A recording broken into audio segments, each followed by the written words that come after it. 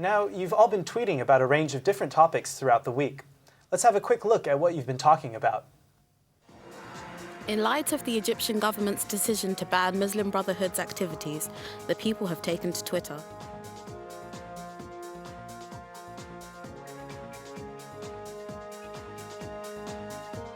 The niqab ban is still dominating the Twitter sphere, with journalists still tweeting their thoughts.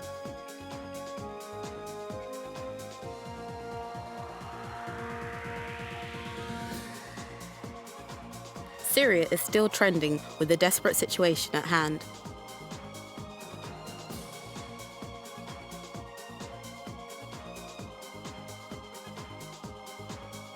Not too far from Syria, Qatar has been a trending topic following allegations of slavery.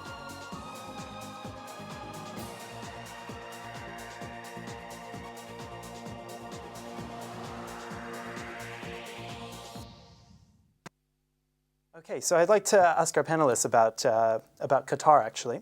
Now, of course, we've been talking about the issue of labor rights in Bangladesh and Burma. In Qatar, do you think it's time for trade unions to be set up to be supporting workers, especially particularly around the FIFA World Cup?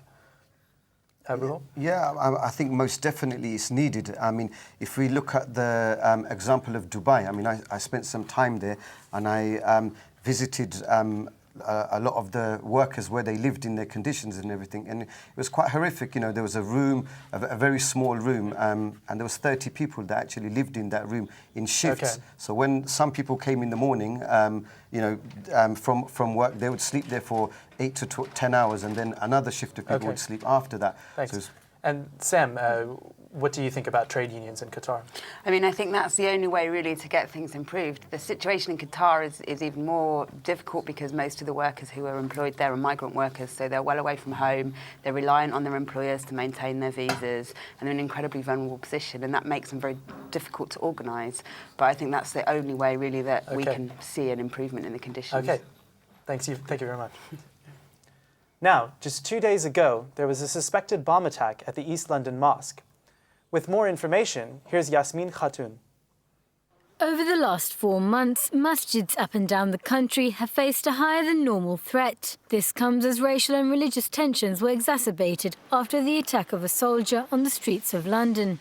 Arson, bomb threats and attackers finding their way into hubs of local communities.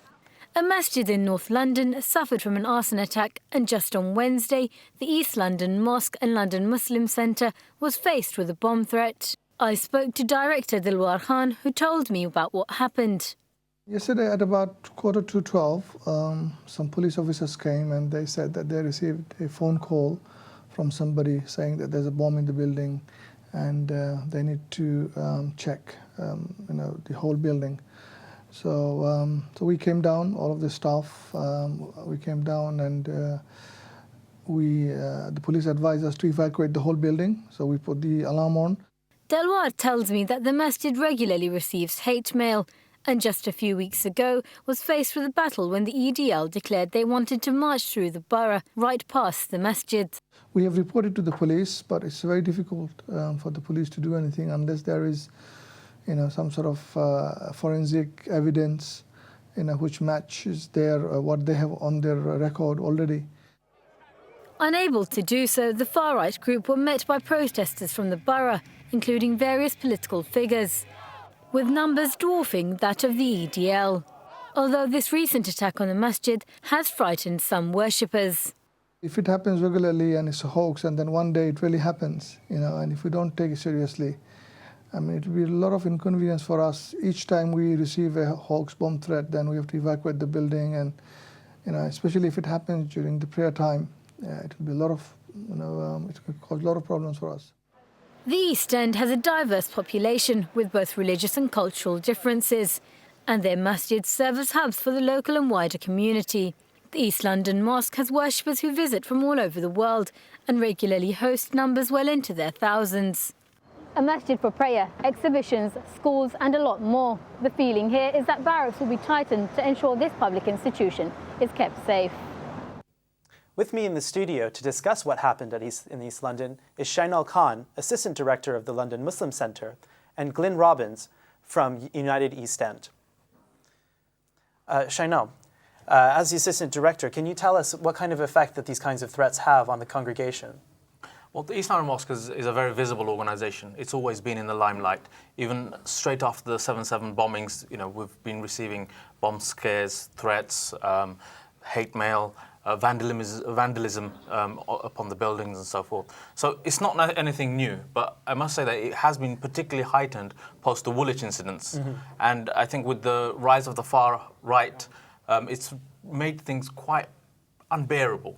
It really does take away from the work that we are set out to do, which is to provide prayer facilities, which is to provide public services to those who need it. And when we get diverted on these issues, a bomb scare which actually causes us to vacate entire buildings and the locality around it, including the local businesses, it's a fair disruption.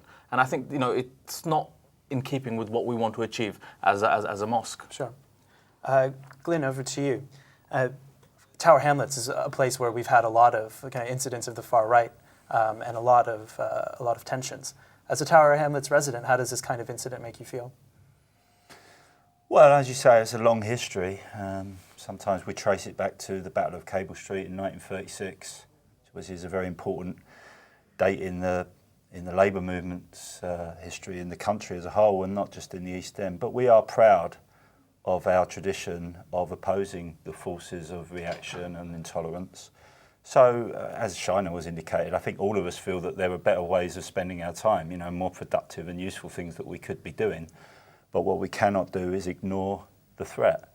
And, I think the incident that happened 48 hours ago is a very vivid reminder of the fact that, yes, we have had some very successful community mobilisations of solidarity against what the EDO and their kind represent, but that hasn't solved the problem, and there are underlying social causes which are feeding organisations like the English Defence League, and it's not restricted to Tower Hamlets. This is an issue for the whole of London, the whole of the country, and beyond. In fact, and if you think just about and what I want to emphasise actually is that it's not just an issue for the Muslim community, and it's really important that we don't see it in that way.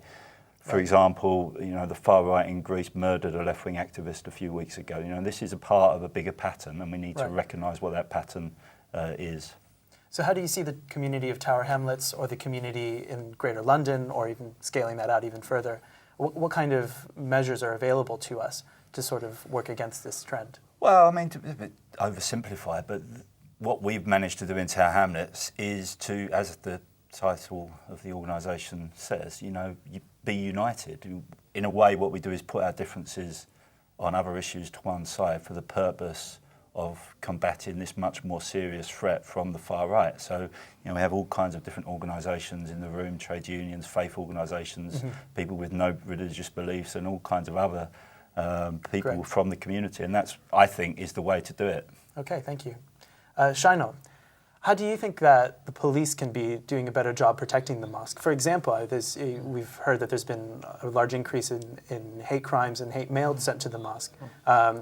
How do you think that the police can be doing a better job? Well, I think we've seen a huge rise in the number of mosques being attacked straight after the Woolwich incident and so forth, whether you saw the arson attacks in Muswell Hill or the boarding school in Kent that was attacked and so forth. And I think the police have made a reasonable response in terms of being able to be supportive of the Muslim communities. And I must say, from the response on Wednesday as well, it's been one that's been very professional. And I think it's a continuous conversation we need to be having, that this type of hatred that is popping up within our British society, our police need to sit up and take a little bit more notice, have the conversations with the public, and continuously engage, so that when it comes to these bomb scares and hate crime incidents and so forth, that they are responding appropriately in a measured way, not to create panic, at the same time not to ignore the potential risks and threats that beset the Muslim community. So what do you think the Muslim community can be doing here with regards to dealing with these kinds of threats? How do you think that the Muslim community should be responding? Well, I think it's being normal, I think. I think we shouldn't be overreacting to anything, because an overreaction will pretty much create an atmosphere of greater amounts of fear. And I think we should be approaching things in a more responsible way, talking to the public, reassuring them, and at the same time working with our friends of our faith and outside as well, to be vigilant, to be united, and be quite firm in the voice that we say that we are not a society that is going to tolerate far-right extremism or fear-mongering. Right. Thank you very much. Unfortunately, that's all the time we have for this evening.